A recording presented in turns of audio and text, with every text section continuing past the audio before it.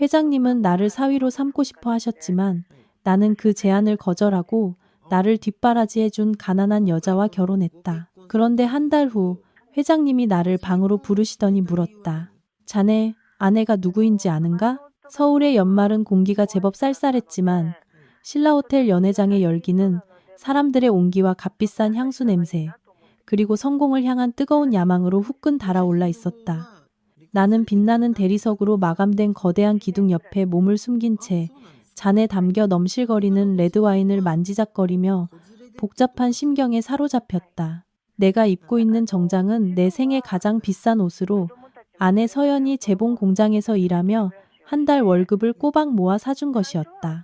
그녀는 이제 당신도 관리직이니 다른 사람들 앞에서 기죽지 않으려면 번듯하게 차려입어야 한다며 시골뜨기라고 무시당하지 말라고 신신당부했다.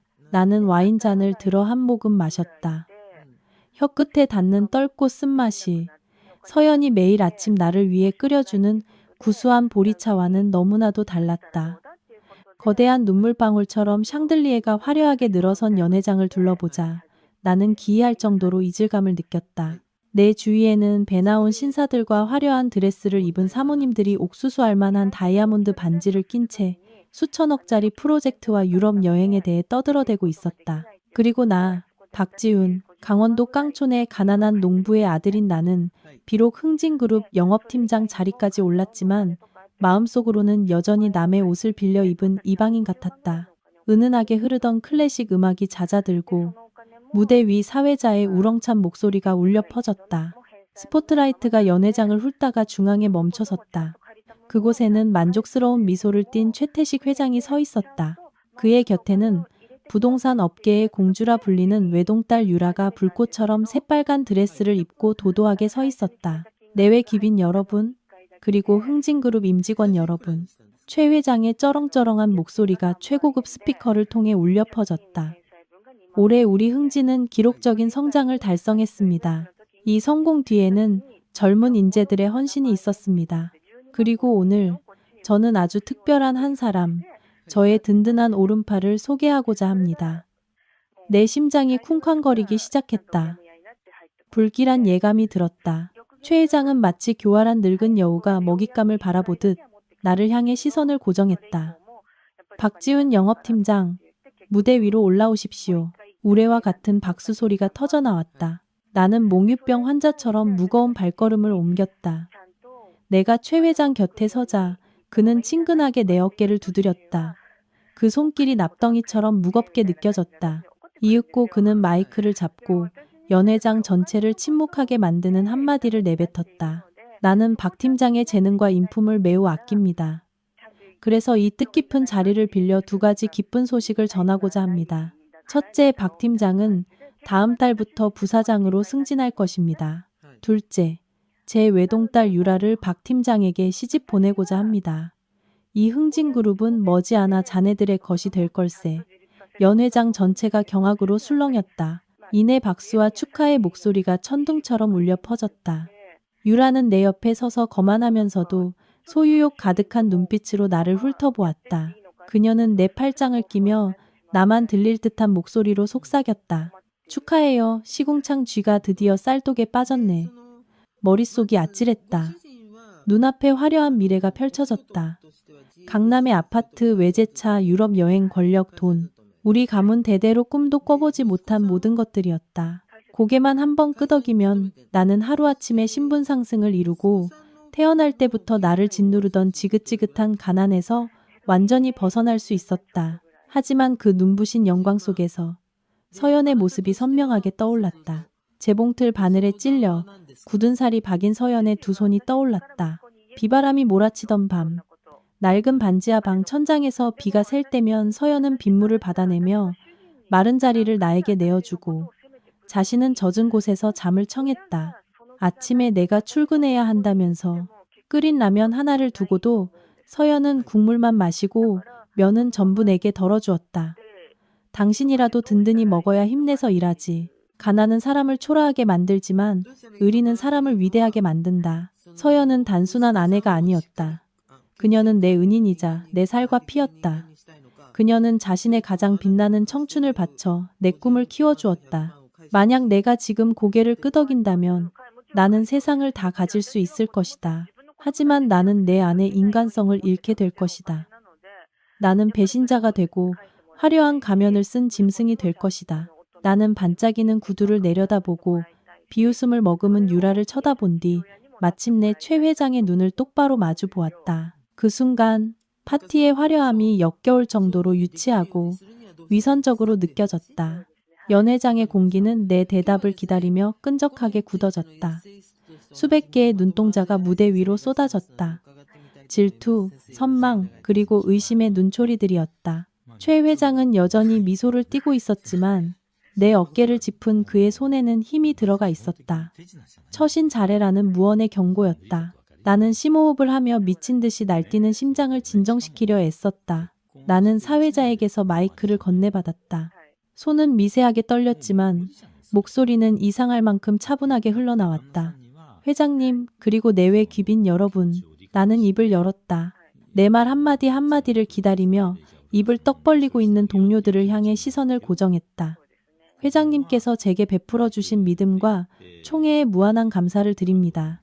부사장이라는 직책은 이 업계의 누구라도 꿈꾸는 크나큰 영광입니다. 나는 잠시 말을 멈추고 마른 침을 삼켰다. 옆에 있던 유라가 슬쩍 내게 다가왔다. 진한 향수 냄새가 코를 찔렀다. 하지만 나는 이 단어에 힘을 주었다. 내 어깨 위 최 회장의 손이 돌처럼 굳어지는 것이 느껴졌다. 결혼이라는 중대사에 대해서는 정중히 거절하겠습니다. 연회장은 물을 끼얹은 듯 조용해졌다. 천장의 에어컨 소리가 들릴 정도로 무서운 침묵이었다. 최 회장의 얼굴에서 미소가 사라지고 극도의 경악과 분노가 그 자리를 대신했다. 유라는 믿을 수 없다는 듯 눈을 동그랗게 뜨고 멍하니 서 있었다. 나는 말을 이었다. 목소리는 더욱 또렷해졌고 진심이 담겨 있었다. 회장님, 그리고 여러분, 저는 시골 출신으로 서울에 빈손으로 올라와 자리를 잡았습니다. 사람들은 성공하면 친구를 바꾸고 부자가 되면 아내를 바꾼다고들 하지만 제 양심은 그것을 허락하지 않습니다. 저에게는 이미 현명한 아내가 있습니다. 그녀의 이름은 서연입니다. 우리는 같은 고향 출신으로 어릴 적부터 함께 자랐습니다.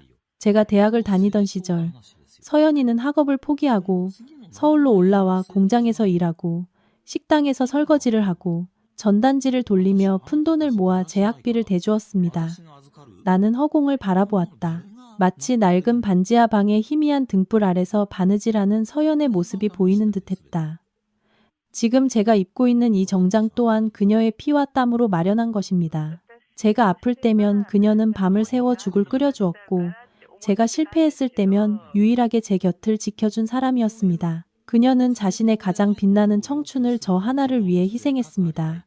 만약 오늘 제가 부귀영화를 탐하여 조강지처를 벌인다면 저는 더 이상 사람이라 할 수 없을 것이며 누구를 이끌고 관리할 자격 또한 없을 것입니다. 아내에게 신의를 저버리는 자가 어찌 회사에 충성할 수 있겠습니까? 말을 마친 나는 최 회장과 하객들에게 허리를 깊이 숙여 인사했다. 회장님, 용서해 주십시오. 제 아내를 배신하는 것이 조건이라면 부사장직도 사양하겠습니다. 나는 마이크를 탁자 위에 내려놓았다. 쿵 하는 건조한 소리가 인생 역전의 모든 환상을 끝장냈다. 최 회장은 그 자리에 서서 얼굴이 새빨개졌다가 이내 시퍼렇게 질렸다. 평생 명령하고 돈으로 모든 것을 사는 데 익숙했던 그였다. 아마도 일개 팀장 나부랭이에게 이렇게 대중 앞에서 찬물을 뒤집어 쓴 것은 처음이었을 것이다. 유라는 분노로 온몸을 떨었다. 그녀는 마치 더러운 것을 만졌다는 듯 내 팔에서 자신의 팔을 꼼빼냈다. 객석에서는 웅성거리는 소리가 들려왔다. 어떤 이들은 내가 굴러들어온 복을 걷어찬 멍청이라고 혀를 찼다. 하지만 특히 나이 지긋한 직원들 몇몇은 존경의 눈빛으로 나를 바라보았다. 그들은 의리를 지키려는 내 신념에 공감하는 듯 조용히 고개를 끄덕였다. 나는 무대에서 내려왔다. 한 걸음 한 걸음 내디딜 때마다 천근만근의 짐을 벗어 던지는 기분이었다. 저 문 밖에는 최 회장 같은 권력자의 무자비한 보복과 시련이 기다리고 있음을 알았다. 하지만 후회는 없었다. 그 길의 끝 좁디 좁은 반지하 방에는 나를 위해 저녁밥을 차려놓고 기다리는 한 여인이 있었기 때문이다. 그곳이야말로 돈으로는 살 수 없는 나의 진정한 집이자 안식처였다. 나는 화려한 조명들을 뒤로하고 연회장을 빠져나왔다. 주차장의 시원한 공기가 얼굴에 와닿으며 달아오른 뺨을 식혀주었다. 나는 넥타이를 풀고 서울거리의 매캐한 공기를 깊이 들이마셨다. 연회장의 진한 향수 냄새보다 훨씬 상쾌하게 느껴졌다. 낡은 오토바이를 끌고 집으로 가려던 참이었다. 그때 등 뒤에서 또각거리는 하이힐 소리가 콘크리트 바닥을 울렸다. 거기서, 당신 거기서요. 유라였다. 그녀가 나를 따라 달려왔다. 붉은 드레스 자락이 바닥에 질질 끌렸다. 곱게 화장한 얼굴은 분노로 일그러져 있었다. 그녀는 숨을 헐떡이며 내 오토바이 앞을 가로막았다. 미쳤어요, 박지훈 씨? 우리 아빠가 누군지 몰라요? 얼마나 많은 남자들이 내 눈에 띄려고 줄을 서는지 아느냐고. 어떻게 감히 사람들 앞에서 우리 부녀에게 이런 모욕을 줄 수 있어요? 유라는 억울함에 목소리가 갈라지며 소리쳤다. 나는 침착하게 오토바이 스탠드를 세우고 그녀의 눈을 똑바로 쳐다보았다. 유라 씨, 망신을 드린 점은 죄송합니다. 하지만 감정은 억지로 되는 게 아닙니다. 저에겐 이미 아내가 있고 저는 제 아내를 사랑합니다. 유라는 비웃음을 터뜨렸다. 그 웃음소리는 시고 경멸로 가득 차 있었다. 아내? 손발은 다트고 하루 종일 재봉틀만 붙잡고 사는 그 시골뜨기를 아내라고 불러요? 흥진그룹의 사위가 되는 대신 시장 생선가게의 아줌마 같은 지질이 궁상인 여자를 택하겠다고. 당신 정말 멍청하군요, 박지훈 씨. 사랑이 밥 먹여줘요? 아니면 그 냄새나는 반지하에서 평생 썩고 싶어요? 유라의 말 한마디 한마디가 비수처럼 내 자존심을 찔렀다. 그녀는 나를 모욕했을 뿐만 아니라 내가 가장 사랑하는 여인까지 짓밟았다. 나는 오토바이 핸들을 꽉 잡았다. 손등에 핏줄이 붉어졌다. 끓어오르는 분노를 억지로 억눌렀다. 유라 씨, 내 목소리는 차갑고 단호했다. 당신이 제 아내보다 부자일 순 있겠죠. 당신이 입은 옷이 더 비쌀 수도 있고요. 하지만 인격까지 그녀의 발끝이라도 따라올 수 있을지는 모르겠군요. 제 아내는 돈은 없지만 자존심과 희생정신이 넘치는 사람입니다. 그녀는 돈으로 감정을 사려 하거나 출신 배경으로 남을 무시한 적이 없습니다. 당신 아버지의 돈은 대단하겠지만 그걸로 인품까지 살 수는 없을 겁니다. 유라는 충격을 받은 듯 나를 쳐다보았다. 아마 태어나서 이렇게 심한 말을 들어본 것은 처음이었을 것이다. 그녀는 늘 떠받들어지는 것에 익숙했기에 나의 저항은 그녀에게 충격과 증오를 동시에 안겨주었다. 좋아, 아주 잘났어. 유라는 이를 갈며 내 얼굴에 손가락질했다. 그 잘난 인품 붙들고 잘 살아봐. 내가 똑똑히 지켜볼 테니까. 흥진그룹 없이 당신들 부부가 어떻게 사나 보자고. 두고 봐, 우리 아빠가 가만두지 않을 거야. 당신 반드시 후회하게 될 거라고. 말을 마친 그녀는 챈 돌아섰다. 시멘트 바닥을 울리는 하이힐 소리가 날카롭고 증오에 차 있었다. 그녀는 고급 세단에 올라타 굉음을 내며 사라졌다. 자욱한 먼지만이 남았다. 나는 어둠 속에서 한참을 우두커니 서 있었다. 유라의 협박은 빈말이 아니었다. 나는 최 회장의 권력을 잘 알고 있었다. 그는 흙을 백으로 만들 수 있는 사람이었고 나 같은 개미 한 마리를 밟아 죽이는 건 손바닥 뒤집기보다 쉬운 일이었다. 하지만 다시 서연의 얼굴이 떠오르자 마음속 불안이 가라앉았다. 나는 오토바이 시동을 걸었다. 낡은 엔진이 헐떡이며 도로로 나섰다. 거리는 화려한 불빛으로 가득했고 사람들은 저마다 바쁜 걸음으로 오갔다. 나는 그 인파 속으로 섞여 들어갔다. 마음이 한결 가벼워졌다. 비록 내일 폭풍우가 몰아친다 해도 적어도 오늘 밤 나는 집에 돌아가 아내가 끓여준 된장찌개를 먹고 양심의 거리낌 없이 편안한 잠을 잘 수 있을 것이다. 내가 회장 사위 자리를 거절했다는 소문은 바람처럼 빠르게 퍼져나갔다. 다음 날 아침, 회사 사람들은 나를 이상한 생물체 보듯 쳐다봤다. 고소해하는 사람도 있었고 동정하는 사람도 있었다. 하지만 최 회장의 보복은 내 생각보다 훨씬 빠르고 잔인했다. 나와 서연은 이달 말에 결혼식을 올릴 계획이었다. 혼인신고는 오래전에 했지만 너무 가난해서 계속 미루고 있었다. 이제 겨우 돈을 좀 모아 회사 근처의 소박한 식당에서 친구 몇 명을 초대해 조촐한 식사를 하려고 했다. 그런데 그날 오후 식당 지배인에게서 전화가 걸려왔다. 그는 쩔쩔매는 목소리로 말했다. 박지훈 고객님, 정말 죄송합니다. 저희 식당에 갑자기 전기시설 문제가 생겨 긴급 보수에 들어가게 되었습니다. 예약하신 예식 진행이 어려울 것 같습니다. 계약금은 2배로 돌려드리겠습니다. 나는 망연자실했다. 전기시설 문제는 핑계일 뿐이었다. 최 회장의 손이 닿았다는 것을 직감했다. 그는 내 모든 길을 막고 나를 망신주고 내 결혼식이 순탄치 못하게 만들고 싶었던 것이다. 다른 몇 군데에도 전화를 걸어봤지만 이상하게도 모두 온갖 이유를 대며 거절했다. 최 회장이 이 지역 전체에 나를 막아달라고 손을 써놓은 것이 분명했다. 해가 저물어갈 무렵 나는 힘없이 오토바이를 끌고 반지하 방으로 돌아왔다. 문 앞에서 청소하고 있는 서연의 모습을 보자 가슴이 미어지는 듯했다. 남자라는 작자가 아내에게 결혼식 하나 제대로 해주지 못하다니 무슨 낯으로 그녀를 봐야 할까. 왔어요? 서연이 고개를 들었다. 그녀의 환한 미소가 피곤에 지친 얼굴을 환하게 밝혔다. 오늘따라 왜 이렇게 늦었어요? 얼굴이 팽숙하네. 나는 오토바이를 세우고 돌계단에 털썩 주저앉았다. 목이 메어왔다. 서연아, 미안해. 식당에서 예약을 취소했어. 다른 곳들도 다 안 된다고 하네. 최 회장 지신 것 같아. 나는 차마 서연의 눈을 보지 못했다. 그녀의 눈에서 실망감을 보게 될까 두려웠다. 하지만 서연은 내 옆에 조용히 앉아 작고 굳은 살 박인 손으로 내 손을 부드럽게 감싸 쥐었다. 나는 또 무슨 큰일이라고. 식당에서 못하면 어때요? 여기서 우리 집 앞에서 하면 되지. 더 오붓하고 돈도 아끼고 좋잖아요. 비싼 음식이 뭐 그리 중요해요. 우리가 함께하고 이웃들이 축복해주면 그걸로 된 거죠. 하지만 너무 좁고 누추하잖아. 당신한테 미안해서. 나는 힘없이 말했다. 미안할 게 뭐 있어요. 행복은 마음먹기 나름이지 화려한 식당에 있는 게 아니잖아요. 서연은 단호하게 말했다. 그렇게 우리의 결혼식은 가난한 동네의 좁은 골목에서 열렸다. 우리가 부자에게 핍박받는다는 소문이 동네에 퍼졌다. 모두가 우리를 안타까워하며 발벗고 나섰다. 골목 어귀에서 순댓국 밥집을 하는 아주머니는 플라스틱 테이블과 의자를 빌려주시고 직접 순대와 머리고기를 삶아주셨다. 오토바이 배달을 하는 칠수 아저씨는 반짝이 전구를 달고 비를 막을 천막을 쳐주었다. 동네 슈퍼 아주머니는 맥주와 음료수 몇 박스를 협찬해 주셨다. 옆방에 사는 대학생들은 기타를 치고 노래를 부르며 야자수 잎과 풍선으로 결혼식장을 꾸며주었다.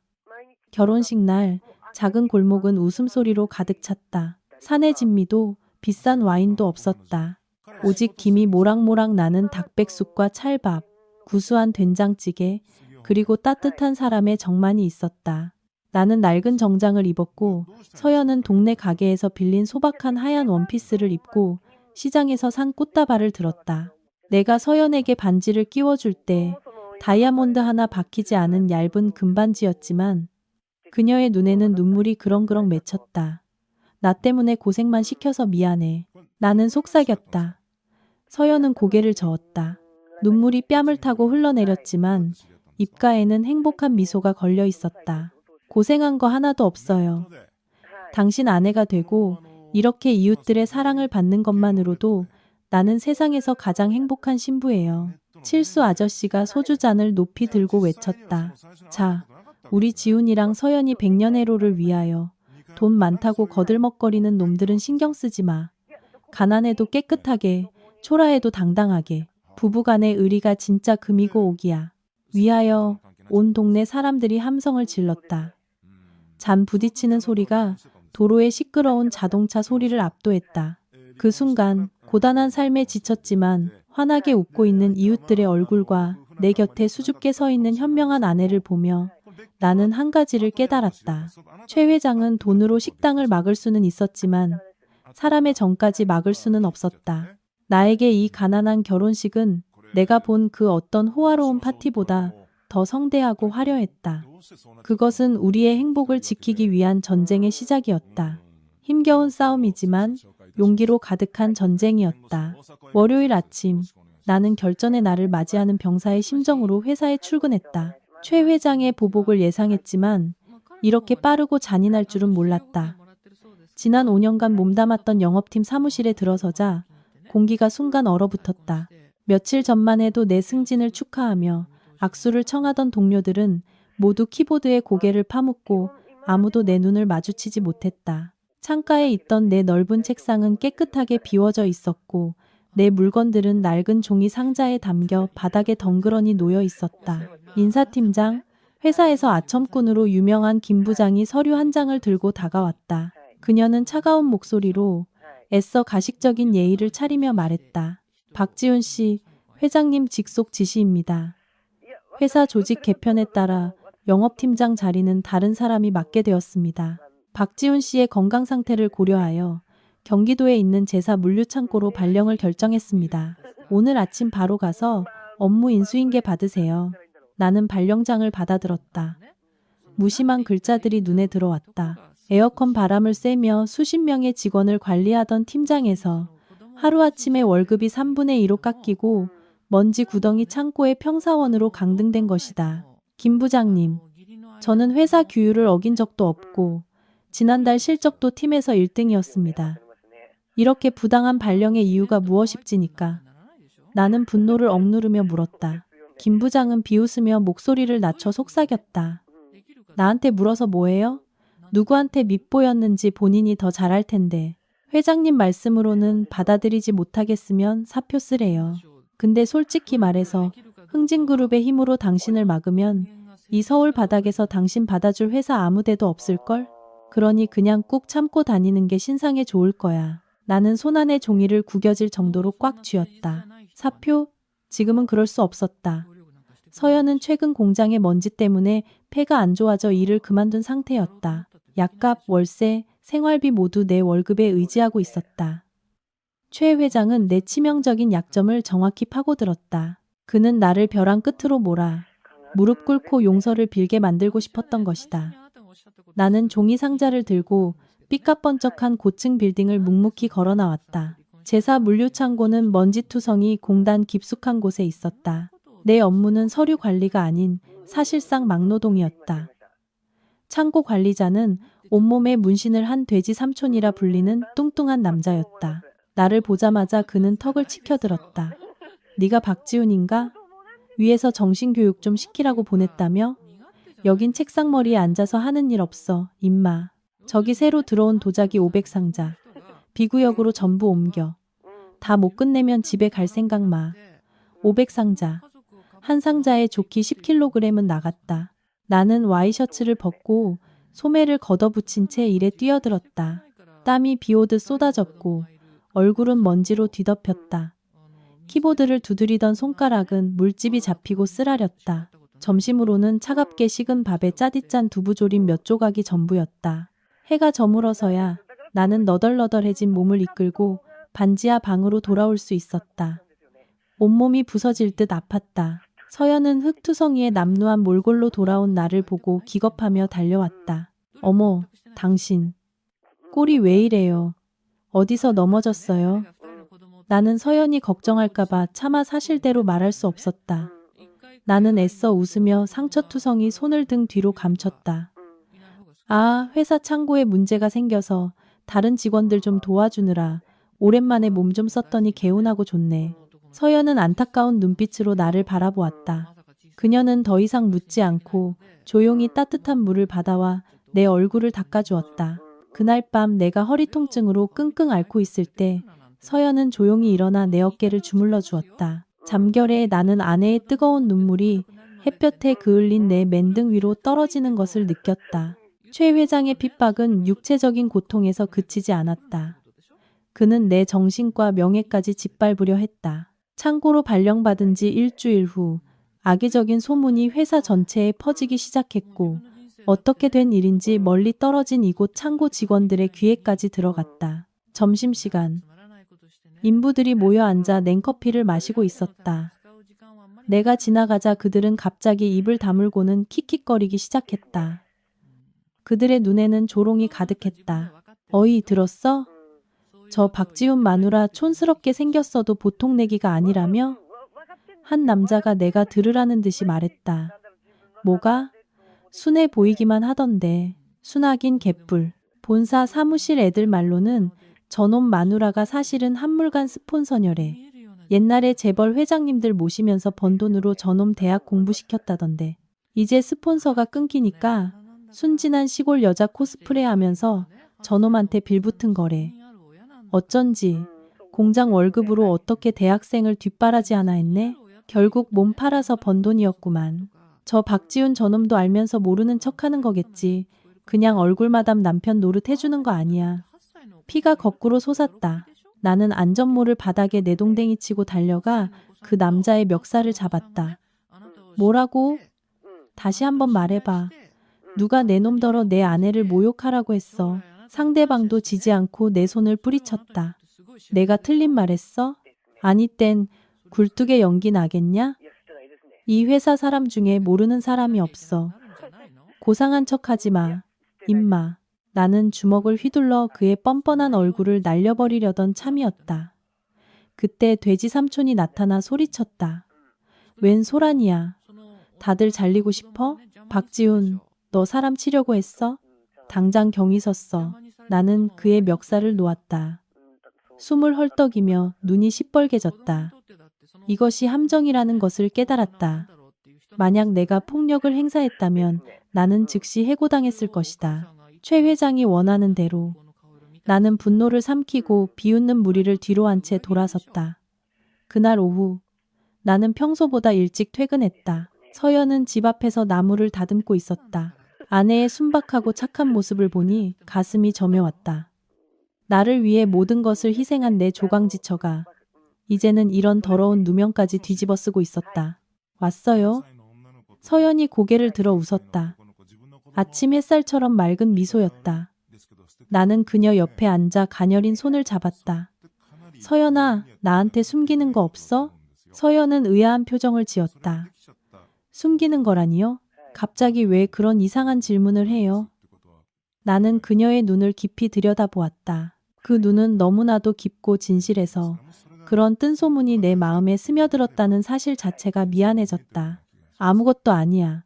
그냥 사람들이 이상한 소리를 하길래 화가 나서 누가 뭐라고 해도 나는 내 아내만 믿어. 서연은 잠시 침묵하더니 내 어깨에 조용히 머리를 기댔다. 그녀의 목소리가 낮게 잠겼다. 지훈 씨, 세상 사람들의 혀는 무서운 거예요. 하지만 나무가 곧으면 그림자가 휘지 않는 법이죠. 내가 어떤 사람이고 어떻게 살아왔는지는 하늘이 알고 땅이 알고 그리고 가장 중요한 건 당신이 알잖아요. 당신만 나를 믿어준다면 온 세상이 내게 등을 돌려도 나는 두렵지 않아요. 서연의 말은 부드러웠지만 내 안의 모든 의심을 씻어내는 기묘한 힘이 있었다. 하지만 나는 몰랐다. 그 평온함 뒤에는 나를 보호하기 위해 그녀가 필사적으로 숨기고 있는 거대한 비밀이 있었다는 것을. 주말에 서연은 시부모님께 보낼 식료품과 생필품을 사러 대형 마트에 가고 싶다고 했다. 나는 그녀를 태우고 강남의 큰 마트로 향했다. 이렇게 고급스러운 곳에서 쇼핑하는 것은 정말 드문 일이었다. 보통 서연은 푼돈이라도 아끼기 위해 동네 시장만 다녔다. 와인과 수입 식료품 코너에 들어서자 나는 서연이 전혀 주눅들지 않고 자신감 있게 걷는 것을 보았다. 시골 여자가 처음 와보는 화려한 장소에서 보이는 어색함이 전혀 없었다. 그녀는 진열대를 훑으며 날카로운 눈빛으로 상표 하나하나를 살폈다. 갑자기 와인 코너에서 시끄러운 소리가 들렸다. 한 프랑스인 부부가 젊은 직원이 자신들의 말을 이해하지 못하자 당황하며 불쾌한 기색을 보이고 있었다. 젊은 직원은 어설픈 영어로 더듬거렸고 두 손님은 실망한 표정으로 프랑스어를 쏟아내며 수천만 원짜리 레드 와인병을 가리켰다. 서연은 잠시 멈춰서서 그들을 지켜보더니 갑자기 그들에게 다가갔다. 내가 놀라서 쳐다보는 앞에서 그녀는 내가 잘못 들었나 싶을 정도로 유창하고 정확한 발음의 프랑스어로 입을 열었다. 실례합니다만 도와드릴까요? 혹시 비프스테이크와 곁들일 2010년산 보르도 와인을 찾으시는 것 같은데요? 프랑스인 부부는 마치 구세주를 만난 듯 눈을 빛내며 돌아보았다.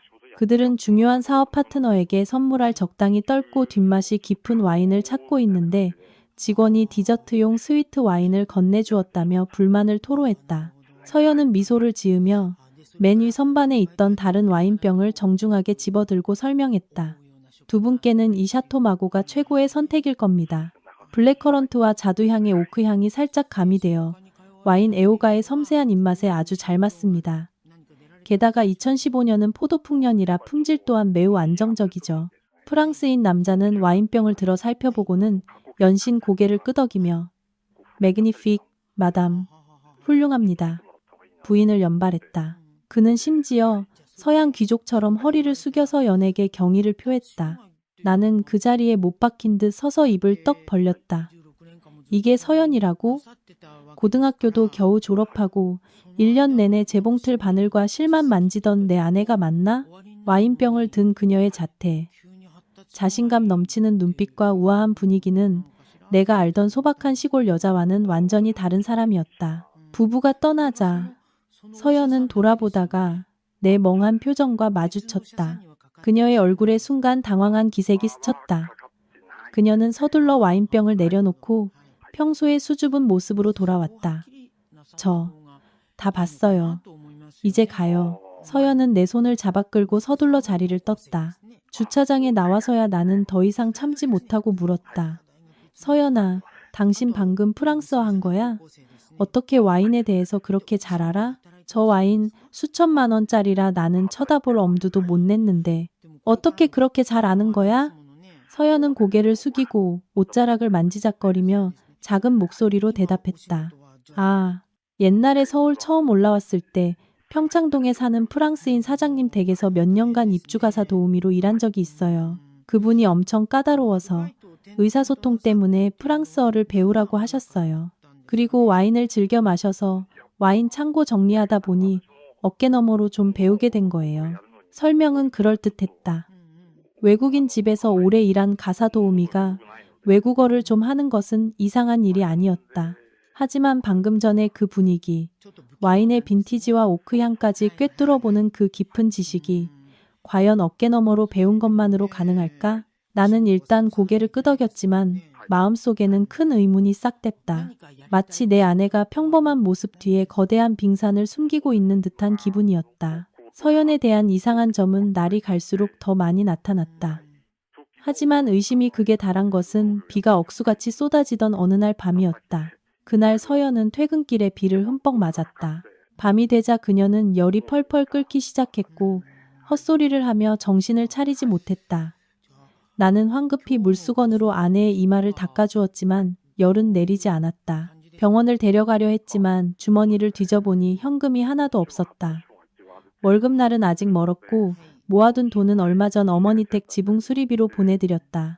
문득 서연이 평소에 들고 다니던 작은 지갑이 생각났다. 가끔 시장 갈 돈을 그곳에 넣어두곤 했다.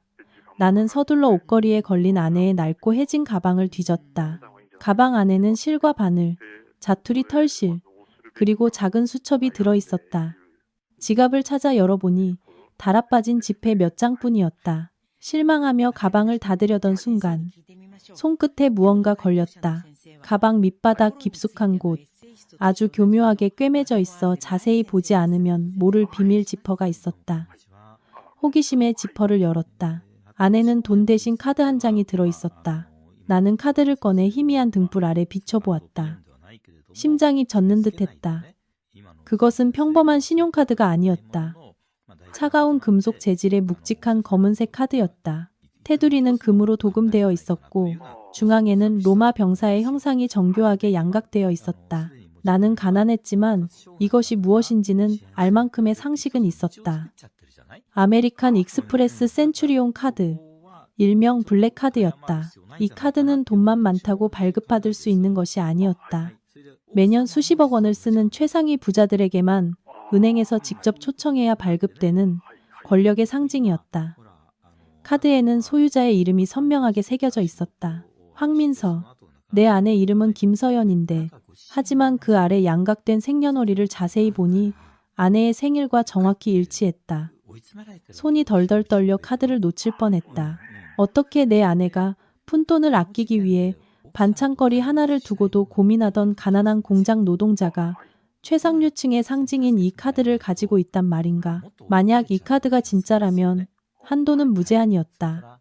이 카드 한 장이면 이 낡은 동네 전체를, 심지어 내가 다니는 회사까지도 살 수 있을 것이다. 엄마, 안 돼요. 우리 아빠 해치지 마세요. 침대 쪽에서 들려온 서연의 잠꼬대에 나는 화들짝 놀랐다. 아내를 돌아보았다. 그녀는 얇은 이불 속에서 몸을 웅크린 채 식은땀을 뻘뻘 흘리고 있었다.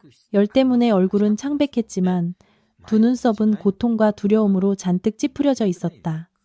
황민서, 아빠, 흩어진 단어들이 머릿속에서 맞춰지기 시작했다.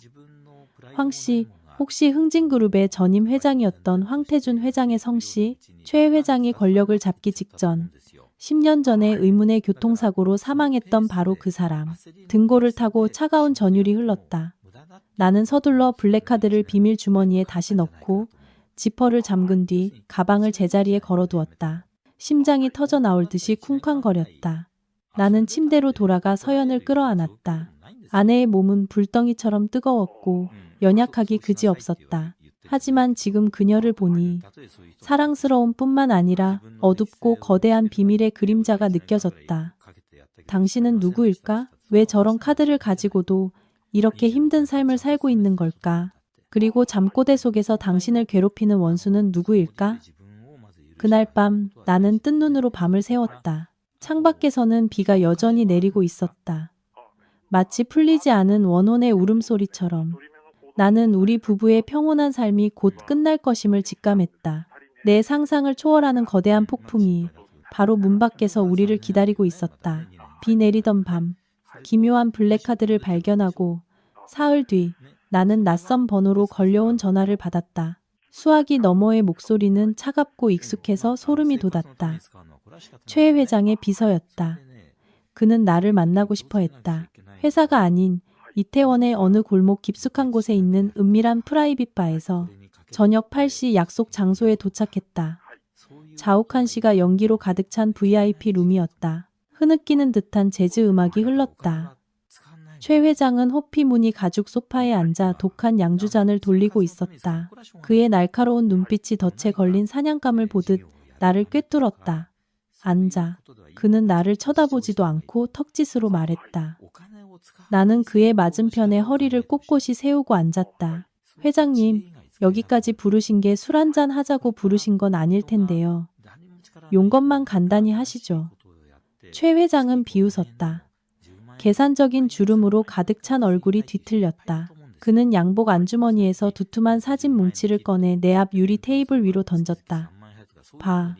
똑똑히 보라고. 내 집구석에 있는 그 조강지처라는 년이 어떤 인간인지.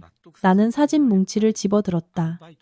한 장 한 장 넘길 때마다 망치로 머리를 맞는 듯한 충격이 밀려왔다.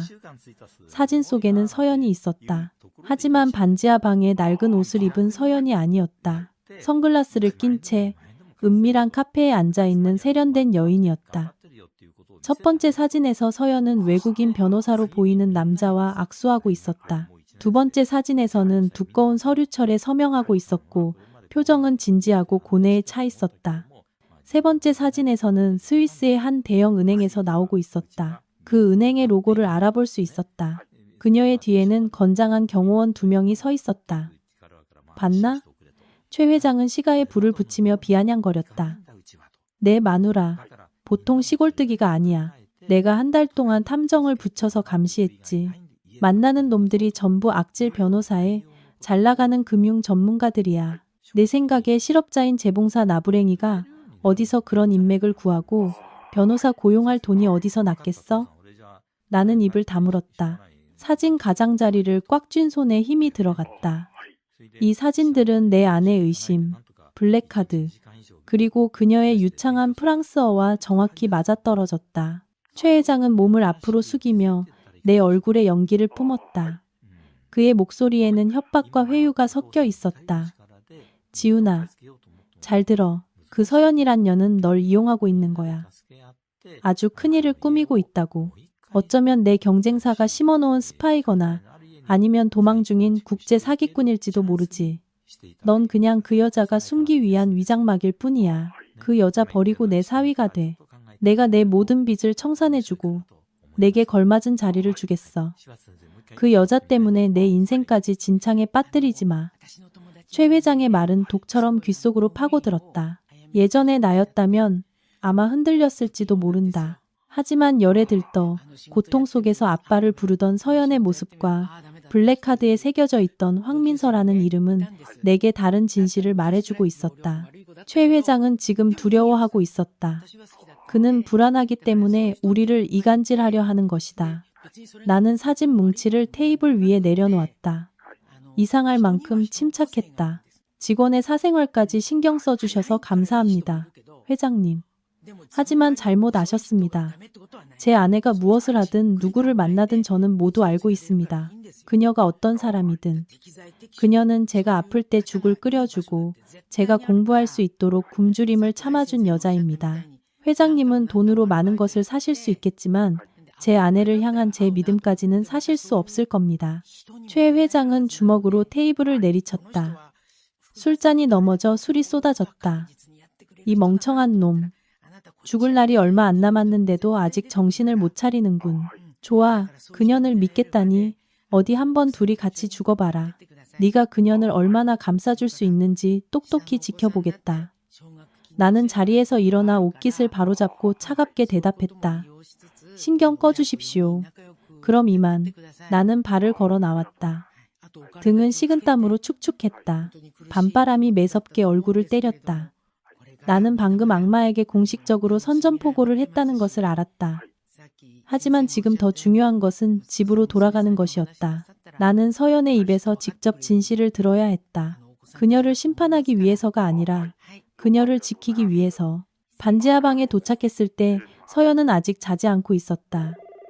그녀는 차갑게 식어버린 밥상 옆에 앉아 불안한 눈빛으로 문 쪽을 바라보고 있었다. 내가 돌아온 것을 보고 그녀는 서둘러 일어섰다. 하지만 내 심각한 표정을 보고는 그녀는 그대로 멈춰섰다. 여자의 직감으로 무언가 잘못되었다는 것을 느낀 것이다. 나는 문을 잠그고 그녀를 침대에 앉혔다. 나는 돌려 말하지 않았다. 오늘 아침 마지막 확인을 위해 그녀의 가방에서 몰래 꺼내왔던 블랙카드를 주머니에서 꺼내 식어버린 국그릇 옆 테이블 위에 올려놓았다. 서연아, 이제 말해줘. 이 카드의 주인 황민서는 누구야? 그리고 왜 최 회장이 당신을 두려워해서 나를 불러내 당신이 변호사를 만나는 사진까지 보여주며 우리를 갈라놓으려 하는 거지?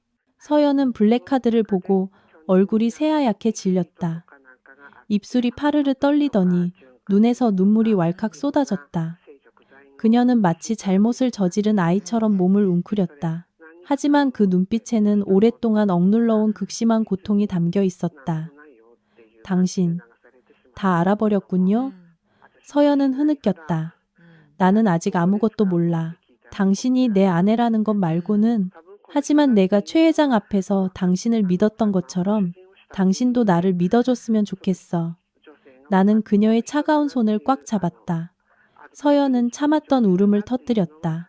지난 10년간 억눌러온 가슴 찢어지는 울음이었다.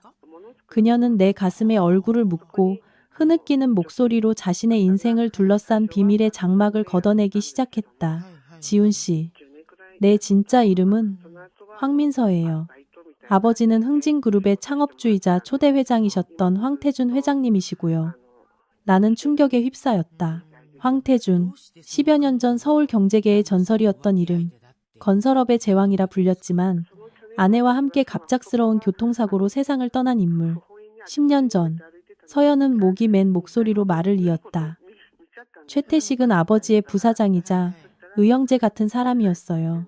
아버지는 그를 절대적으로 신뢰했지만 그의 야망은 너무 컸어요. 그는 외부 세력과 결탁해 장부를 조작하고 아버지를 속여 유령 계약서에 서명하게 만들어 지분을 빼돌렸어요. 아버지가 그 사실을 알아채고 그를 고발하려 하자 사고가 일어났어요. 서연은 내 손을 꽉 쥐었다. 손톱이 내 살을 파고드는 고통이 느껴졌다. 그날 밤 부모님이 타신 차가 대관령 고갯길에서 브레이크 고장으로 추락했어요. 저는 다행히 그날 열이 나서 유모 할머니와 집에 있었기 때문에 목숨을 건졌어요. 장례식이 끝나자마자 최태식은 아버지가 모든 경영권을 자신에게 넘긴다는 가짜 유언장을 내밀었어요. 집안의 재산은 모두 압류당했고 저는 낯선 남자들에게 미행과 협박을 당했어요. 유모 할머니가 그날 밤 저를 몰래 데리고 도망치셨어요. 가짜 신분증과 만약을 대비해 어머니가 스위스에 만들어 두셨던 비밀 계좌 카드만 챙겨서요. 나는 등골이 오싹해지는 것을 느꼈다. 12살의 어린 소녀가 하룻밤 사이에 부모님과 전 재산을 잃고 아버지를 죽인 원수의 추격을 피해 다른 이름으로 숨어 살아야 했다. 지난 10년간 그녀는 김서연이라는 이름으로 살며 신분을 숨기기 위해 온갖 떼진 일을 해야 했다. 흔적이 남을까봐 이 카드에 있는 돈은 단 한 푼도 쓰지 못했다. 그러다 당신을 만났어요. 서연은 눈물 젖은 눈으로 나를 올려다 보았다. 당신은 착하고 순수했어요. 당신은 오랫동안 내가 잊고 지냈던 안정감을 주었어요. 과거를 묻고 당신과 평범한 삶을 살려고 했어요. 하지만 최태식, 그가 우리를 가만두지 않았어요. 그가 당신을 해치고 벼랑 끝으로 몰아넣는 걸 더는 참을 수 없었어요. 그래서 아버지의 옛 변호사님께 다시 연락했고 이 비밀 자금을 이용해 증거를 수집하며 그를 고소할 준비를 하고 있었던 거예요. 이야기를 다 듣고 나니 내 작은 아내에 대한 안타까움과 존경심으로 가슴이 먹먹해졌다. 그녀는 너무나도 큰 짐을 짊어지고 지난 수년간 홀로 어둠과 싸우면서도 여전히 온화한 미소를 잃지 않고 나를 위해 밥을 짓고 잠자리를 돌보아 주었던 것이다. 반지하 방은 침묵에 잠겼다. 지붕 위로 떨어지는 빗소리와 밤의 깊은 한숨 소리만이 들려왔다. 나는 서연을 꽉 껴안았다. 내 모든 온기와 힘을 그녀에게 전해주고 싶었다. 왜 나한테 더 일찍 말하지 않았어? 혼자서 그렇게 힘든 시간을 보냈는데 지치지도 않았어? 나는 그녀의 헝클어진 머리카락을 쓰다듬으며 속삭였다. 서연은 내 어깨에 얼굴을 묻었다. 무서웠어요. 내가 부잣집 딸이고 이런 끔찍한 원한을 품고 있다는 걸 알면 당신이 겁을 먹고 날 떠날까봐, 당신까지 위험에 빠뜨릴까봐 무서웠어요. 우리의 상대는 너무 강해요. 돈도 권력도 심지어 조폭까지 손에 쥐고 있어요. 나는 눈물로 젖은 서연의 얼굴을 들어 그녀의 깊고 검은 눈동자를 들여다보았다. 서연아, 나는 내 남편이야. 부부는 기쁨도 슬픔도 함께하는 거야. 내가 어려울 때 당신이 날 버리지 않았는데 이제 당신이 힘들다고 내가 당신을 버리면 난 사람도 아니지. 나는 그녀의 굳은 살 박인 손을 잡아 내 왼쪽 가슴, 심장이 강하게 뛰고 있는 곳에 얹었다. 이제부터 당신은 더 이상 혼자 싸우지 않아도 돼. 당신의 원수는 곧 나의 원수야. 당신 부모님의 정의를 되찾는 것은 이제 나의 책임이기도 해. 최태식이 아무리 강하다 해도 부부가 한마음이면 태산도 옮길 수 있다고 믿어. 우리는 당신의 것을 되찾을 거야. 돈 때문이 아니라 정의와 도리를 위해서. 서연은 나를 바라보았다. 그녀의 눈에 감동과 절대적인 신뢰가 어렸다. 그녀는 고개를 끄덕이며 눈물을 닦았다. 눈빛이 이상할 만큼 단호해졌다. 고마워요. 당신만 곁에 있으면 이제 아무것도 두렵지 않아요. 하지만 지훈 씨, 이 싸움은 정말 위험할 거예요. 최태식이 이미 나를 의심하고 있어요. 우리는 더 빨리 움직여야 해요. 어떻게 하면 되지? 나는 모든 계획에 따를 준비가 되어 있었다. 아버지의 변호사님 말씀으로는 최태식의 가짜 유언장에는 허점이 있대요. 하지만 사건을 뒤집으려면 아버지의 비밀 장부를 찾아야 해요. 거기에는 아버지가 돌아가시기 전 최태식이 회사 이름으로 저지른 모든 더러운 거래 내역이 기록되어 있어요. 아버지는 그 장부를 가장 안전하면서도 가장 위험한 곳에 숨겨두셨다고 했어요. 그게 어딘데? 지금은 최태식이 개인 저택으로 쓰고 있는 평창동의 옛날 우리 집 서재에 있는 비밀 금고 아니에요. 나는 소름이 돋았다. 적의 소굴에 잠입하는 것, 그것은 미친 짓이고 극도로 위험한 일이었다. 하지만 서연의 눈을 보니 다른 길은 없다는 것을 알았다. 알았어. 나는 단호하게 고개를 끄덕였다. 내일 밤 당장 가지러 가자. 우리는 다음 날 하루 종일 준비를 했다. 서연은 기억을 더듬어 저택의 설계도를 그렸다. 10년이라는 세월이 흘렀지만 어린 시절을 보낸 집의 구석구석은 그녀의 마음속에 선명하게 남아 있었다. 그 저택은 한강변에 위치해 있었고 외부와 단절되어 경비가 삼엄했다. 하지만 서연은 옛날 아버지와 숨바꼭질할 때 자주 이용했던 비밀 통로를 알고 있었다. 강둑에서부터 저택의 와인 저장고로 바로 이어지는 지금은 물이 마른 낡은 배수관이었다. 그날 밤, 달도 없는 어두운 밤이었다. 구름이 하늘을 가려 행동하기에 안성맞춤이었다. 우리는 검은 옷을 입고 마스크를 쓴 채 손전등과 간단한 자물쇠 따는 도구를 챙겼다. 택시를 타고 평창동 근처까지 간 뒤 갈대가 무성한 강둑을 따라 걸었다. 진흙 냄새가 코를 찔렀다. 심장이 터질 듯이 뛰었다. 처음 고백하던 순간보다 더 떨렸다. 저기 입구가 있어요. 서연이 덤불로 가려진 배수관 입구를 가리켰다. 우리는 어둡고 축축하며 곰팡이 냄새가 나는 배수관 안으로 기어 들어갔다. 서연이 앞장서고 나는 길가에서 주운 쇠파이프를 든 채 바짝 뒤따랐다. 15분쯤 기어가자 와인 저장고로 이어지는 맨홀 뚜껑에 다다랐다. 서연은 조용히 하라는 신호를 보내고 조심스럽게 뚜껑을 밀어 올렸다. 끼익하는 작은 소리에 둘 다 심장이 철렁했다. 다행히 와인 저장고는 텅 비어 있었다. 우리는 1층으로 몰래 올라갔다. 화려한 저택은 어둠에 잠겨 있었고 복도에 희미한 취침등 불빛만이 보였다. 서연은 로비에 걸린 유럽의 전원 풍경을 그린 커다란 유화 앞에서 멈춰섰다. 그녀는 눈물을 글썽이며 그림 액자를 부드럽게 쓰다듬었다. 어머니가 그리신 그림이에요. 그녀는 속삭였다. 나는 그녀의 어깨를 가볍게 쥐며 재촉했다. 우리는 서둘러 2층, 아버지의 옛 서재가 있는 곳으로 향했다. 계단을 오르던 중 갑자기 정원에서 개 짖는 소리가 들리고 경비원의 순찰하는 발소리가 들려왔다. 우리는 황급히 두꺼운 벨벳 커튼 뒤로 몸을 숨겼다. 경비원의 손전등 불빛이 창문을 훑고 지나갔다. 나는 숨을 죽이고 서연을 꽉 껴안았다. 식은땀이 비오듯 흘렀다. 발소리가 멀어지고 나서야 우리는 안도의 한숨을 내쉬었다. 서연은 나를 이끌고 서재로 몰래 들어갔다. 방은 옛날 모습 그대로였지만 최 회장의 지독한 담배 냄새가 배어 있었다. 금고는 이 책장 뒤에 있어요. 서연은 속삭이며 책상 밑에 비밀 스위치를 더듬어 찾았다. 딸깍하는 작은 소리와 함께 책장이 옆으로 돌아가며 벽에 숨겨진 낡은 금고가 드러났다. 비밀번호. 아버지는 가장 행복했던 날이 비밀번호라고 하셨어요. 서연은 떨리는 손으로 번호를 눌렀다. 그것은 바로 그녀의 생일이었다. 삑삑삑 딸깍. 금고 문이 열렸다. 안은 텅 비어 있었다. 아니, 얇은 먼지층뿐이었다. 장부는 없었다. 서연은 얼굴이 새하얘지며 망연자실했다. 이럴 리가. 설마 그가 이미 찾아서 없애버린 걸까? 우리는 절망적인 심정으로 텅 빈 금고 안을 뒤졌다. 그때 내 손끝이 금고 문 안쪽에 닿았다. 무언가 이상하게 튀어나온 것이 느껴졌다. 손전등을 비춰보았다. 같은 색 페인트로 칠해진 테이프로 교묘하게 가려진 아주 작은 틈이 있었다. 손톱으로 테이프를 떼어내자 작은 열쇠 하나가 내 손바닥 위로 떨어졌다. 그리고 그 옆에는 누군가 급하게 뾰족한 것으로 새긴 듯한 작은 글씨가 있었다. 사랑하는 딸에게 만약 이걸 읽게 된다면 김 기사님을 찾아가거라. 그분에게 아버지의 심장이 있다. 김 기사님. 서연은 눈을 빛내며 외쳤다. 맞아요. 김 기사님은 아버지께 가장 충성스러웠던 분이에요. 사고 이후에 그분도 사라지셨어요. 저는 그분이 돌아가셨거나 배신한 줄로만 알았어요. 누구냐? 문 앞에서 굵은 목소리가 울렸다. 방 안에 불이 환하게 켜졌다. 우리는 찜 돌아보았다.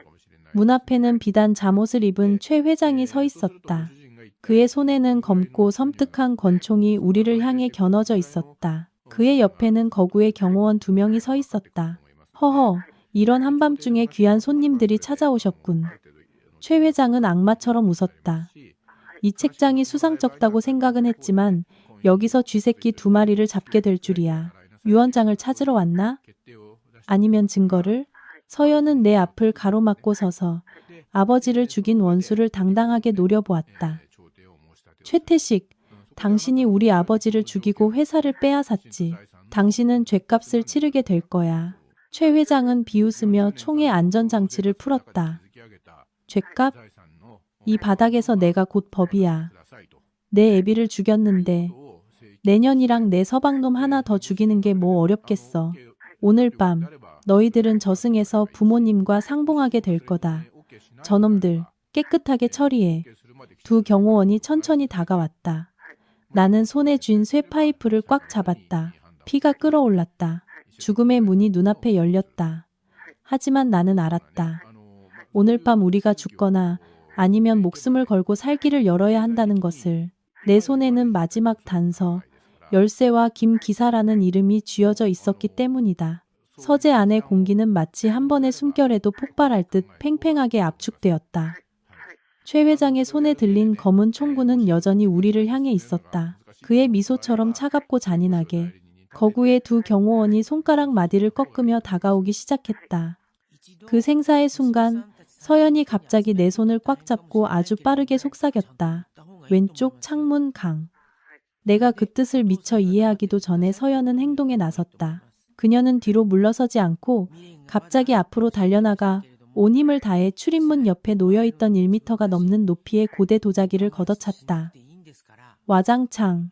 날카로운 파열음이 울려 퍼지자 최 회장과 두 경호원은 반사적으로 움찔했다. 뛰어요. 서연이 외쳤다. 그 찰나의 틈을 이용해 나는 손에 쥔 쇠파이프로 최 회장의 총을 든 손목을 내리쳤다. 탕! 총알은 천장을 향해 발사되었고 회반죽이 우수수 떨어졌다. 최 회장은 고통에 찬 비명을 질렀고 권총은 바닥으로 떨어졌다. 나는 반격할 틈도 없이 서연의 손을 잡아 끌고 곧장 발코니로 달려나갔다. 아래는 어두운 정원과 유유히 흐르는 한강이 보였다. 2층에서 땅까지의 높이는 약 3미터가 넘어 보였다. 뛰어. 우리 부부는 서로를 껴안은 채 아래의 빽빽한 덤불 속으로 뛰어내렸다. 나뭇가지가 얼굴과 몸을 스쳐 따가웠지만 강가의 부드러운 흙 위로 떨어져 목숨을 구할 수 있었다. 망설일 틈도 없이 나는 서연을 끌고 강가로 미친 듯이 달렸다. 그곳에는 오후에 미리 봐두었던 어부의 작은 배가 정박해 있었다. 저놈들 잡아. 쏴 죽여. 최 회장의 광기 어린 고함이 발코니에서 울려 퍼졌다. 손전등 불빛이 정원 곳곳을 훑었고 개 짖는 소리와 추격하는 발소리가 요란하게 들려왔다. 우리는 강물에 뛰어들었다. 얼음장 같은 물이 살을 내는 듯했다. 내가 힘껏 배를 강 쪽으로 밀자 서연이 엔진 시동을 걸었다. 털털털 하는 경쾌한 엔진 소리가 밤의 정적을 깼다. 바로 등 뒤로 총알이 수면을 가르며 물보라를 일으키는 순간 배는 앞으로 쏜살같이 나아갔다. 죽음의 문턱에서 벗어난 우리는 동이 틀 무렵 잠실의 한적한 선착장에 배를 댔다. 둘 다 물에 젖어 추위와 공포로 덜덜 떨고 있었다. 하지만 내 손에는 여전히 열쇠와 김 기사님에 대한 단서가 굳게 쥐어져 있었다. 서연은 열쇠를 보며 감격에 겨워 목이 맨 목소리로 말했다. 기억났어요. 김 기사님 고향이 파주예요. 옛날에 저한테 가족들이 운영하는 목장에 대해 이야기해 주신 적이 있어요. 매복을 피해 집으로 돌아갈 수는 없었다. 우리는 남은 푼돈을 털어 그날 아침 바로 파주행 버스에 올랐다. 반나절을 수소문한 끝에 마침내 우리는 흙길 깊숙한 곳에 있는 김 기사님의 집을 찾을 수 있었다. 김 기사님은 많이 늙어 있었다. 머리는 하얗게 새었고 소에게 줄 캣집을 썰고 있었다. 서연을 본 그는 너무 놀라 손에 든 칼을 떨어뜨렸다. 아, 아가씨? 민서 아가씨 맞으십니까? 김 기사님은 떨리는 목소리로 물었다. 아저씨. 서연은 울음을 터뜨리며 달려가 늙고 충직한 기사를 껴안았다. 눈물의 상봉이 끝나고 김 기사님은 우리를 집 안으로 안내하고 문을 단단히 걸어 잠갔다. 그는 침대 밑에서 녹슨 쇠상자를 꺼냈다. 우리가 찾아온 열쇠는 상자의 자물쇠에 완벽하게 들어맞았다. 상자 안에는 서연의 아버지, 황 회장의 비밀 장부가 들어있었다. 페이지마다 최 회장의 공금 횡령 내역, 공무원 뇌물 상납 기록, 그리고 회사를 강탈하려는 더러운 계획까지 꼼꼼하게 기록되어 있었다. 이것이야말로 사건의 심장이자 최 회장에게 내려질 사형 선고였다. 회장님께서 오래전부터 의심하고 계셨습니다. 그래서 비밀리에 조사를 하고 제게 이걸 맡기셨죠. 혹시 자신에게 무슨 일이 생기면 아가씨가 성인이 되었을 때 꼭 전해주라고 하셨습니다. 김 기사님은 목이 메어 말했다. 지난 10년간 이걸 지키기 위해 미친 척, 바보인 척하며 숨어 살았습니다. 드디어 하늘이 눈이 있었군요. 감사합니다. 아저씨. 이것만 있으면 최태식을 무너뜨릴 수 있어요. 나는 장부를 굳게 쥐고 결의를 다졌다. 제가 두 분을 서울에 있는 박 변호사님께 모셔다 드리겠습니다. 제 오랜 친구인데 아주 믿을 만한 사람입니다. 이걸 어떻게 써야 할지 잘 알 겁니다. 김 기사님이 적극적으로 말했다. 우리는 동의했다. 김 기사님은 짚을 싣는 작은 트럭의 조수석에 우리를 태우고 직접 운전대를 잡았다. 트럭은 시골길을 빠져나와 서울로 향하는 국도를 달리기 시작했다. 정의가 곧 실현될 것이라는 생각에 가슴이 벅차올랐다. 서연은 지쳐 내 어깨에 기대 잠이 들었다. 하지만 우리는 최 회장의 잔인함을 과소평가하고 있었다. 차가 한적한 사거리를 지날 때였다.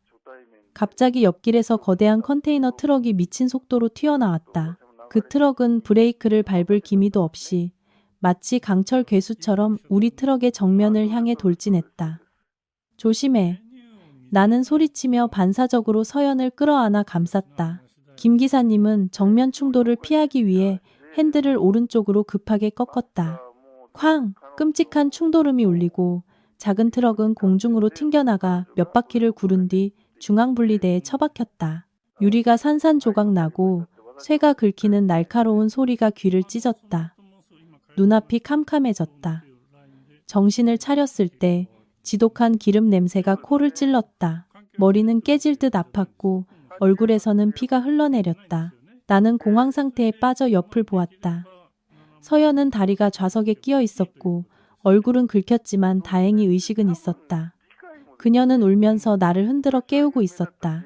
지훈 씨, 괜찮아요? 난 괜찮아. 김 기사님은? 나는 운전석을 보았다. 심장이 솟는 듯했다. 운전석 쪽은 형체를 알아볼 수 없을 정도로 찌그러져 있었다.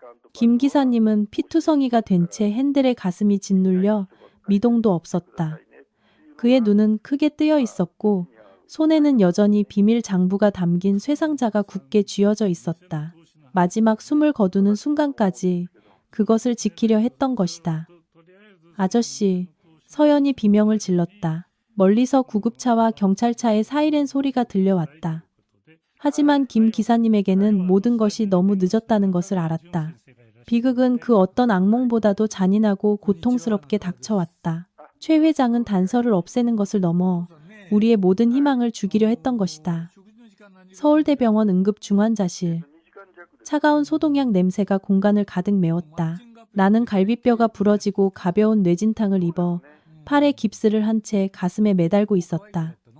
서연은 다행히 타박상만 입었지만 마음의 상처는 깊었다. 김 기사님은 병원으로 이송되는 도중 마지막 숨을 거두셨다. 다행히 그 충직한 기사님의 피로 얼룩진 비밀 장부는 무사했다. 서연은 병원 복도에 돌처럼 굳어 앉아 있었다.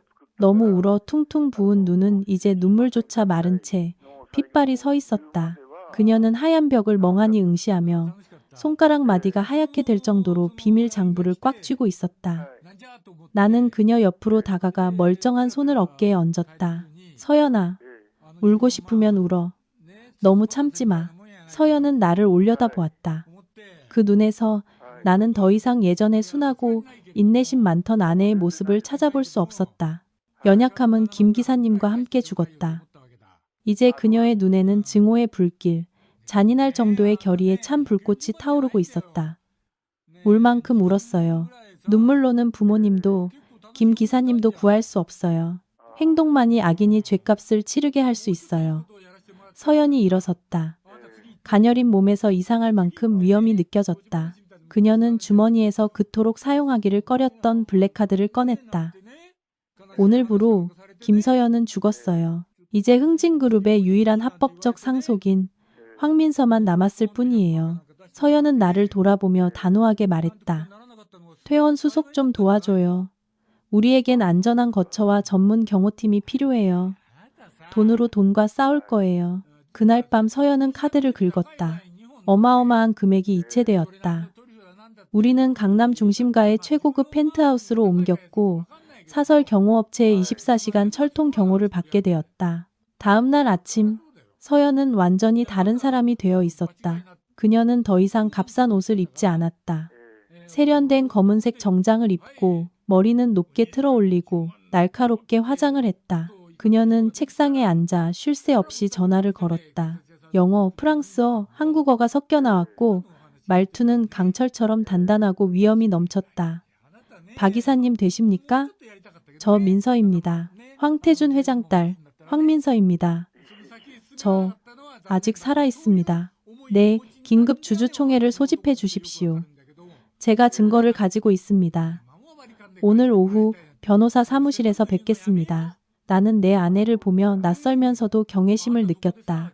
불사조가 잿더미 속에서 진정으로 깨어난 것이다. 서연의 변화는 나를 압도했지만 나는 그것이 사나운 늑대들 사이에서 살아남기 위해 그녀가 반드시 입어야만 했던 강철 갑오심을 알았다. 서연은 나를 돌아보았다. 눈빛이 조금 부드러워졌다. 지훈 씨, 당신 아내가 이렇게 무서운 여자가 되는 게 두렵지 않아요? 나는 미소를 지으며 다가가 그녀의 손을 잡았다. 나는 당신이 아프고 힘든 게 두려울 뿐이야. 당신이 여왕이 되든 여장부가 되든 당신은 여전히 나의 서연이야. 나는 당신의 오른팔이 되어줄게.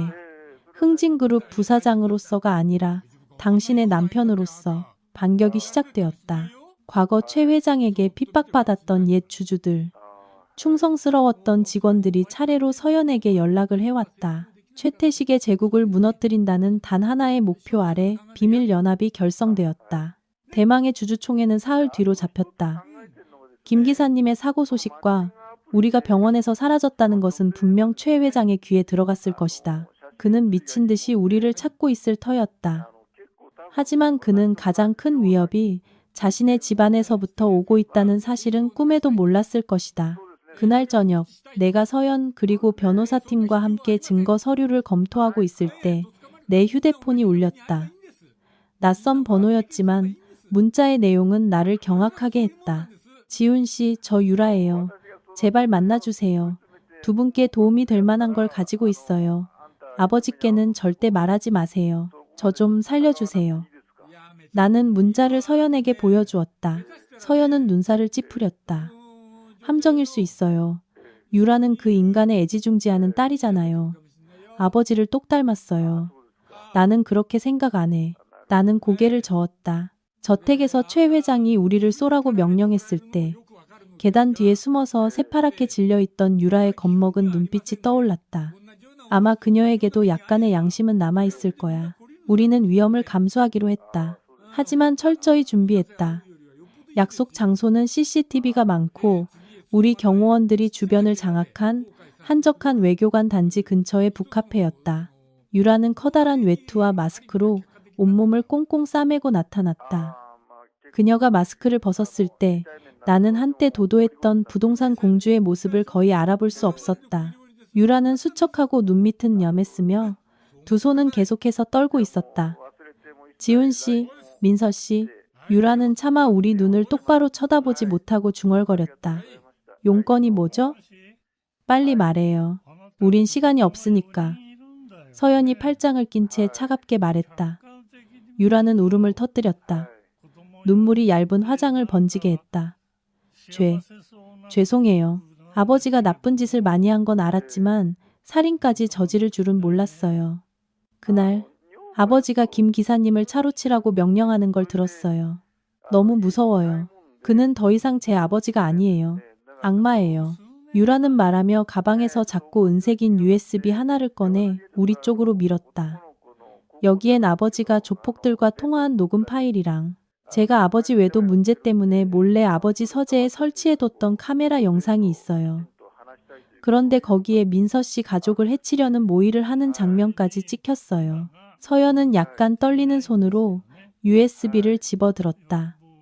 이것이야말로 마지막 퍼즐 조각이었다. 비밀장부가 재정적 범죄의 증거라면 이 USB는 살인과 재산 강탈 음모에 대한 직접적인 증거였다.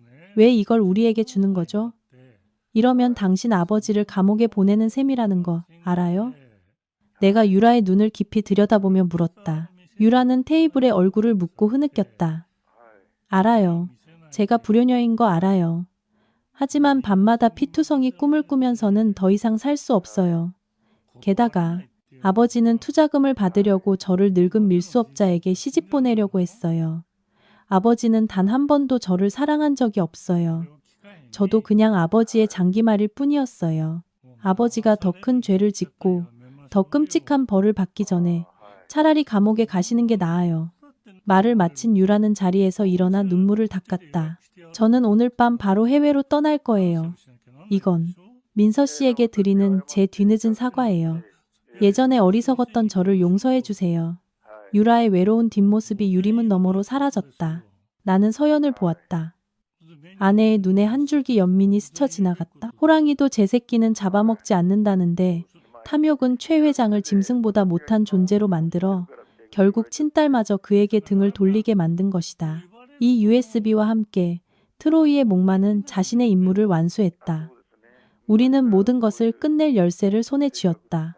흥진그룹의 정기 주주총회가 열리기까지 이제 12시간밖에 남지 않았다. 이것은 연중 가장 큰 행사로 최 회장이 허황된 프로젝트를 발표해 자금을 조달하고 자신의 절대 권력을 공고히 하려는 자리였다. 우리의 펜트하우스는 작전지휘본부로 변했다. 변호사, 재무 전문가, 그리고 옛 주주들이 밤새워 일했다. 공기는 끊어질 듯 팽팽했다. 서연은 테이블 상석에 앉아 있었다.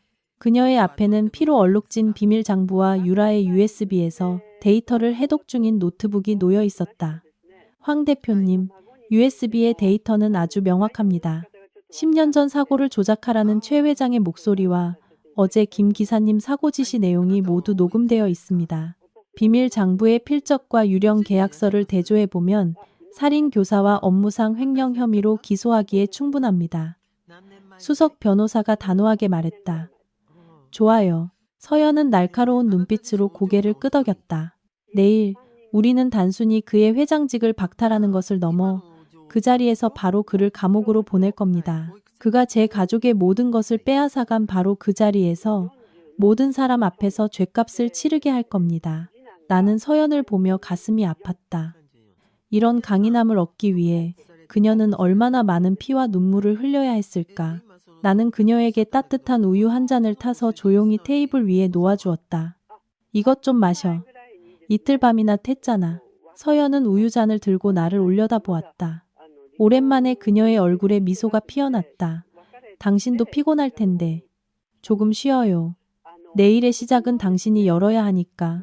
계획에 따라 부당하게 해고된 전직 관리자이자 직원들의 위임 지분을 가진 내가 첫 번째로 질의를 시작해 서연이 등장할 무대를 만들기로 했다.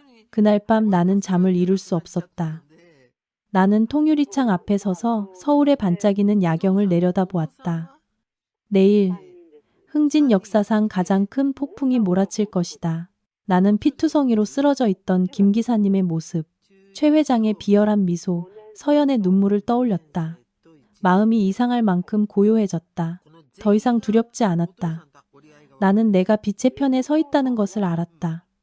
그리고 빛은 결코 어둠을 두려워하지 않는다. 다음 날 아침, 나는 낡은 정장을 입었다. 서연이 공장 월급을 쪼개 사주었던 바로 그 옷이었다. 지금은 명품 정장을 입을 수도 있었지만 나는 여전히 이 옷을 선택했다. 이것은 내 아내의 사랑과 희생의 상징이었기 때문이다. 이것은 호랑이 굴로 들어가는 나를 지켜줄 갑옷이었다. 서연은 내 넥타이를 바로 매주고 내 뺨에 가볍게 입을 맞췄다. 가요 우리, 이제 정의를 되찾을 시간이에요. 우리 부부는 손을 꽉 잡고 문을 나섰다. 밖에서는 눈부신 아침 해가 떠오르고 있었다. 새로운 날, 새로운 질서가 곧 세워질 것을 예고하듯 흥진그룹의 정기 주주총회는 얼마 전 내가 사위 제안을 거절했던 바로 그 5성급 호텔의 가장 큰 연회장에서 열렸다. 오늘 나는 완전히 다른 마음가짐으로 이곳에 돌아왔다. 더 이상 주눅든 직원이 아니었다. 호랑이 굴로 들어가는 것을 알면서도 나는 고개를 빳빳이 들고 연회장으로 들어섰다. 연회장은 사람들로 가득 찼다. 재계의 거물들, 나이든 주주들, 그리고 기자들까지 모두 모여 있었다. 최 회장은 마치 왕처럼 주재자석에 위엄 있게 앉아 있었다. 그의 옆에는 건장한 경호원들과 측근들이 도열해 있었다. 내가 들어서는 것을 보자 그는 비웃음을 지었다. 그 눈빛은 내까짓게 뭘 할 수 있겠어? 라고 말하는 듯했다. 나는 소액 주주들을 위한 좌석에 자리를 잡았다. 회의장의 공기는 숨 막힐 듯 팽팽했다. 공허한 개회사와 내가 가짜라는 것을 뻔히 아는 장밋빛 재무 보고가 끝나고 질의응답 시간이 되었다. 최 회장은 우렁차게 선언했다. 주주 여러분, 올해 우리는 막대한 이익을 거두었습니다. 저는 이익의 50%를 제주도 리조트 프로젝트에 투자할 것을 제안합니다. 이것은 저의 수건 사업입니다. 동의하시는 분은 손을 들어주십시오. 수많은 손들이 일사불란하게 올라갔다. 모두 그의 편이었다. 최 회장은 의기양양하게 미소 지었다. 잠깐만요. 내가 벌떡 일어나 큰 소리로 외쳤다. 연 회장의 모든 시선이 내게 쏠렸다. 최 회장은 눈을 가늘게 뜨고 의사봉을 내리쳤다. 박지훈 씨, 당신은 더 이상 우리 회사 직원이 아니야. 무슨 자격으로 여기서 발언하는 거지? 경비, 저놈 끌어내. 거구의 경비원 2명이 달려오려 하자 나는 위임장을 높이 쳐들었다. 저는 직원들과 소액 주주들의 지분 15%를 대표하고 있습니다. 저에게는 발언할 권리가 있습니다. 최태식 회장님, 당신은 거짓말을 하고 있습니다. 제주도 리조트 프로젝트는 사실 당신이 돈 세탁을 하고 회사 자금을 해외로 빼돌리기 위한 위장막일 뿐입니다. 연 회장이 경악으로 술렁였다. 최 회장은 얼굴이 새빨개지며 소리쳤다. 무례한 놈. 날 모함하는 거냐? 증거 있어? 증거는 여기 있습니다. 정문 쪽에서 날카롭고 위험 있는 여성의 목소리가 울려 퍼졌다. 거대한 문이 활짝 열리고 서연이 들어섰다. 더 이상 남루한 작업복 차림의 아내가 아니었다. 오늘의 서연은 세련된 흰색 정장을 입고 눈부시게 빛났고 그녀에게서 뿜어져 나오는 기품에 모두가 넋을 잃고 바라보았다. 서연의 옆에는 막강한 변호인단과 서울지방경찰청장이 함께였다. 최 회장은 얼어붙어 더듬거렸다. 너는 누구냐? 서연은 곧장 무대 위로 올라가 원수와 정면으로 마주섰다. 그녀는 마이크를 잡고 단호한 목소리로 외쳤다.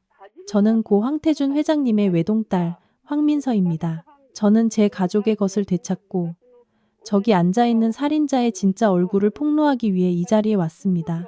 연 회장은 터져나갈 듯했다. 아버지의 오랜 친구였던 늙은 주주들은 눈물을 글썽이며 자리에서 일어났다. 민서구나. 정말 민서가 맞아. 옛날 자기 엄마를 똑 닮았어. 최 회장은 얼굴이 새하얗게 질려 떨었다. 거짓말. 황민서는 죽었어. 너는 가짜야. 경비, 저것들 다 끌어내. 하지만 아무도 움직이지 않았다. 서연은 변호사에게 신호를 보냈다. 무대 뒤에 거대한 LED 스크린에 유라의 USB에 담긴 영상이 나타났다. 서재에 앉아 양주를 마시며 조폭들과 통화하는 최 회장의 모습이었다. 깨끗하게 처리해. 10년 전 사고도 내가 다 막아줬잖아. 이제 그 늙은 기사놈이랑 그 계집애도 똑같이 사라지게 만들어. 다시는 그 낯짝들을 보고 싶지 않아. 이어서 비밀 장부에 적힌 횡령과 뇌물의 내역들이 화면 가득 확대되었다. 연 회장은 물을 끼얹은 듯 조용해졌다. 적나라하고 잔인한 진실이 모든 사람 앞에 드러났다. 분노에 찬 웅성거림이 터져나오기 시작했다. 최 회장은 그 자리에 못 박힌 듯 서 있었다. 식은땀이 비오듯 흘렀고 다리는 후들거려 제대로 서 있지도 못했다. 증거는 너무나도 명백해서 부인할 수 없었다.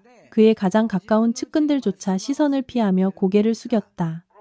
흥진이라는 배는 침몰하고 있었고 모두가 독재자 선장에게서 도망치고 싶어 했다. 최 회장은 광기와 절망에 찬 눈으로 주위를 둘러보았다. 그는 자신이 완전히 고립되었다는 것을 깨달았다. 당장 꺼, 저거 끄라고, 저건 조작이야, 가짜라고. 최 회장은 소리치며 서연의 마이크를 빼앗으려 달려들었다. 하지만 내가 더 빨랐다. 나는 서연 앞을 가로막고 그를 밀어 넘어뜨렸다. 당신은 졌어, 최태식. 어떤 변명도 당신의 죄를 덮을 수 없어. 나는 평생 돈을 쫓다가 인간성을 잃어버린 그를 연민의 눈으로 내려다보았다. 그때 경찰청장과 경찰들이 무대 위로 올라왔다. 최태식 씨, 당신을 살인교사, 업무상 횡령 및 탈세 혐의로 긴급 체포합니다. 서로 동행해 주시죠. 철컥하는 차가운 수갑 소리가 울려 퍼지며 한때 세상을 호령하던 그의 두 손을 묶었다.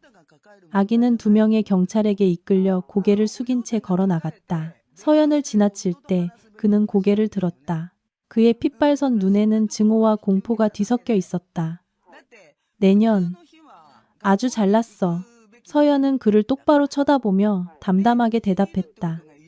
내가 잘난 게 아니라 하늘의 그물은 넓고 성기지만 결코 놓치는 법이 없다는 겁니다. 뿌린 대로 거두는 것뿐이에요. 최 회장은 사기당한 주주들의 고함과 기자들의 플래시 세례 속에서 호송차로 끌려갔다. 곧바로 주주총회는 서연의 주재하에 계속되었다. 합법적인 상속인이자 최대 주주로서 서연은 압도적인 찬성으로 새로운 이사회 의장으로 선출되었다. 서연은 영광의 자리에 섰지만 나는 그녀의 눈에서 자만심이 아닌 안도감과 깊은 슬픔을 보았다. 그녀는 천장을 올려다보며 무언가 속삭였다. 나는 그녀가 부모님과 김 기사님께 말하고 있다는 것을 알았다.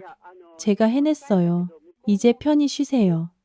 주주총회가 끝나자 서연은 내려와 수백 명이 지켜보는 앞에서 나를 와라 껴안았다. 그녀는 울었다. 행복의 눈물이 뺨을 타고 흘러내렸다.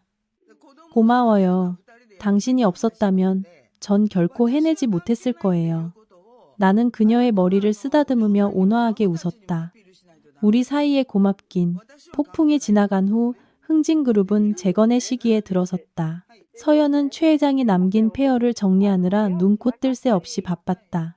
그녀는 진심과 지혜 그리고 선량함으로 일하며 점차 직원들과 파트너들의 신뢰를 되찾아갔다. 어느 날 저녁 늦은 식사를 마친 후 서연은 내게 서류철 하나를 내밀었다. 지훈 씨, 부사장 임명장이에요. 서명해 주세요. 당신이 그룹을 관리하는데 저를 도와줬으면 좋겠어요. 우리 함께 흥진을 더 크게 키워요. 나는 임명장을 보았다. 그 위에 적힌 연봉과 권한은 과거에는 꿈도 꿀 수 없었던 숫자였다. 하지만 이상하게도 마음이 전혀 동요하지 않았다. 나는 서류를 테이블에 내려놓고 서연의 손을 잡았다. 서연아, 고맙지만 받을 수 없어. 서연은 놀랐다. 왜요? 당신은 능력도 있고 큰 공을 세웠잖아요. 모두가 당신을 지지하는데. 나는 고개를 저으며 미소 지었다. 발코니에 새로 심은 장미 화분을 바라보았다. 알아? 지난 시간 동안 비정한 비즈니스 세계를 겪으면서 나는 내가 이곳에 속한 사람이 아니라는 걸 깨달았어. 나는 계산과 수천억짜리 숫자, 사교 파티와는 맞지 않아. 너무 답답해. 나는 아내의 눈을 깊이 들여다보았다. 옛날에 내 꿈은 사장이 아니었어. 나는 책 읽는 걸 좋아하고 낡은 종이 냄새를 좋아하고 조용한 걸 좋아해. 나는 작은 책방 평화로운 북카페를 열고 싶었어. 그곳에서 천천히 살면서 좋은 손님들과 대화하고 매일 저녁 당신이 퇴근하기를 기다리고 싶어. 서연은 조용히 내 말을 들었다. 그녀의 눈에 눈물이 그렁그렁 맺혔다. 그녀는 누구보다 나를 잘 이해했다. 내 본성이 소박하고 진솔한 가정적인 남자라는 것을 알고 있었다. 하지만 그러면 당신이 손해잖아요. 사람들이 회장 남편이 책이나 판다고 수군거릴 텐데. 서연은 망설였다. 사람들 말은 신경 쓰지 마. 나는 웃었다. 행복은 우리 것이지 남보라고 있는 게 아니잖아. 나는 책방 사장님하고 당신은 그룹 회장님에 저녁에 돌아와서 같이 밥 먹고 같이 잠들면 그걸로 충분해. 나는 내 아내의 그늘에 숨고 싶지 않아. 비록 내 아내가 아무리 대단하다 해도 내 두 발로 서서 내가 좋아하는 일을 하고 싶어. 서연은 나를 꼭 껴안고 내 가슴에 얼굴을 묻었다. 미안해요. 내 생각을 당신에게 강요할 뻔했어요. 당신을 응원할게요. 당신이 즐겁다면 무엇이든 해요. 제가 번 돈으로 당신 창업에 투자해 줄게요. 아니야. 나도 모아둔 돈이 좀 있어. 내가 알아서 할게. 당신은 큰일이나 신경 써. 나는 그녀를 놀렸다. 그렇게 나는 권력으로 가득 찬 부사장 자리를 거절하고 본래의 나 자신, 소박한 박지훈으로 돌아왔다. 나의 결정에 많은 사람이 놀랐고 어떤 이들은 나를 어리석다고 했다. 하지만 내 마음은 깃털처럼 가볍고 평화로웠다. 1년 후 서초동의 한적한 골목길, 오래된 나무 그늘 아래 자리 잡은 나의 평안 서점은 책을 사랑하고 고요함을 찾는 사람들의 아지트가 되었다. 서점은 크지 않았지만 따뜻한 원목으로 꾸며져 아늑했다. 향긋한 커피향과 새 책의 종이 냄새가 어우러져 누구든 들어오면 마음이 편안해지는 특유의 분위기를 자아냈다. 내가 책장을 닫고 있을 때 문에 달린 종이 딸랑거렸다. 사장님, 아이스라테 한 잔요. 나는 돌아보며 환하게 웃었다. 서연이었다. 그녀는 여전히 세련된 정장 차림이었지만 입가의 미소는 20살 시절처럼 풋풋하고 발랄했다. 매일 오후 아무리 바빠도 서연은 잠시 짬을 내 서점에 들렀다. 창가 구석에 익숙한 자리에 앉아 내가 직접 내려준 커피를 마시며 내가 문 닫기를 기다렸다가 함께 퇴근했다. 손님 주문하신 커피 나왔습니다. 사장님의 키스는 덤입니다. 나는 커피를 내어가며 장난을 쳤다.